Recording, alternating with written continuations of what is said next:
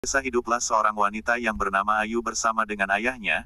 Dia tinggal di sebuah gubuk kecil. Ayu adalah seorang siswa SMA di salah satu sekolah di Banjarmasin, sedangkan ayahnya bekerja sebagai pemulung barang bekas untuk dijual kembali.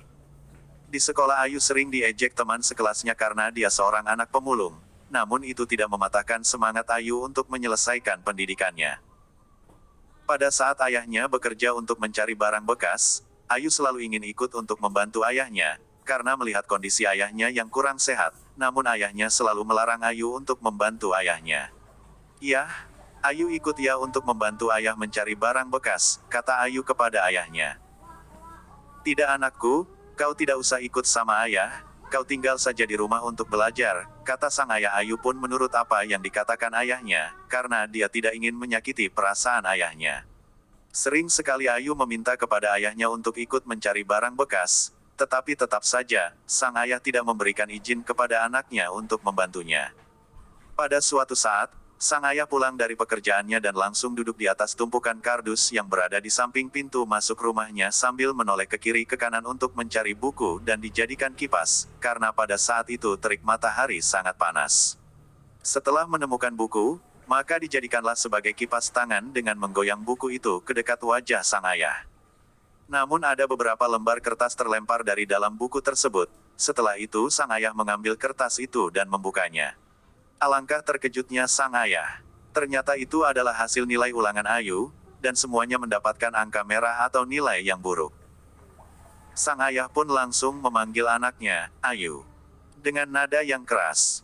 Ayu yang sedang menjemur pakaian langsung terkejut, karena tidak biasanya sang ayah memanggil dengan nada yang keras.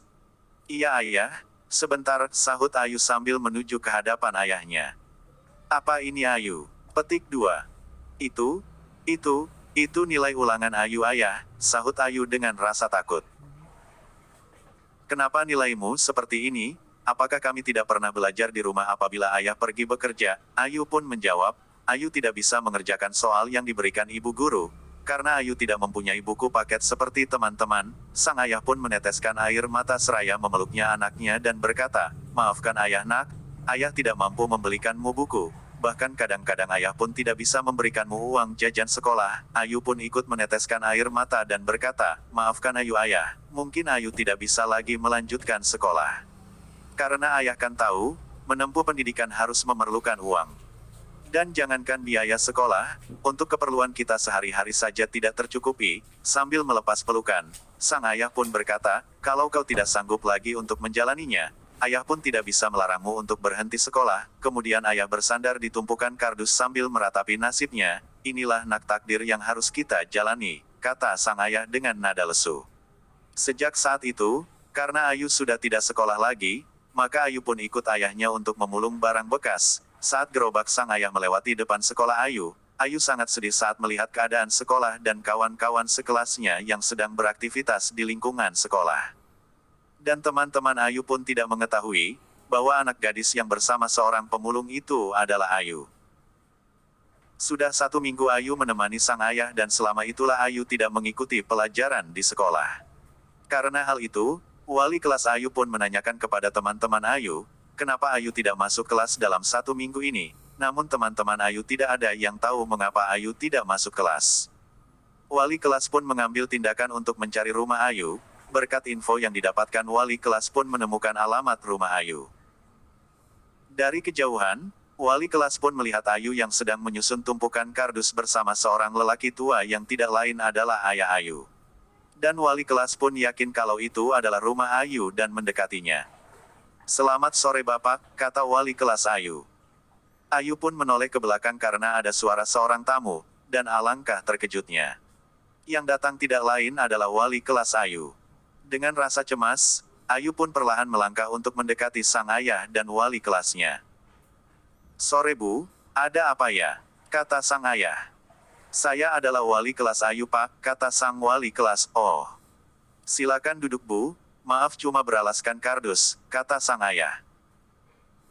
"Iya gak apa-apa Pak," kata wali kelas sambil duduk di atas tumpukan kardus. "Kedatang saya ke sini ingin mengetahui keadaan Ayu, dan juga ingin menginformasikan bahwa bulan depan akan ada lomba cerdas cermat tingkat provinsi, yang menang akan diberikan beasiswa kuliah sampai selesai. Sang ayah bengong dan bingung dengan ucapan ibu wali kelas itu.